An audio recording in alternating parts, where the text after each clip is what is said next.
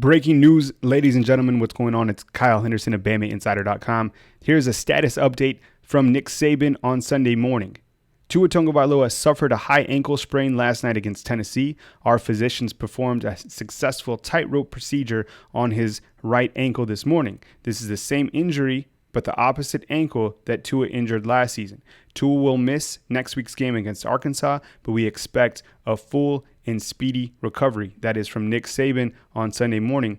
Now, this is the worst case scenario for Alabama Crimson Tide football fans, is Tua Tagovailoa being injured. As you know, he suffered quite a bit of injuries throughout his career at Alabama. If you rewind to last season in December against the Georgia Bulldogs, Tua Tagovailoa had to go out with that left ankle injury, something that he had surgery on before he came back to compete in the Orange Bowl. He also got banged up. That was his knee against Missouri, something that Alabama had to really address, and it was concerning. And then in the first game of even last season, he went down for just a tiny bit against Louisville. So this is a guy that a lot of people are asking, is he injury plagued, or is he just getting banged up? Are these just minor injuries?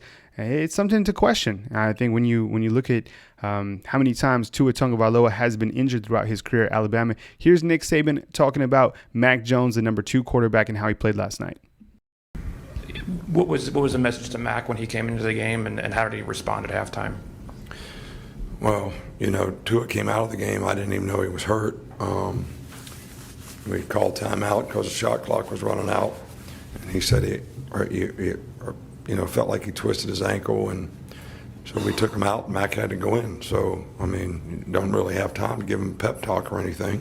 I think when you're a backup player, you got to be ready to go in. That's why everybody's got to prepare well during the week and be focused on what they have to do to go in and be able to execute. And we'll try to get Mack doing the things that he can do well, and we got a lot of good players on offense, and try to feature what they can do to help them.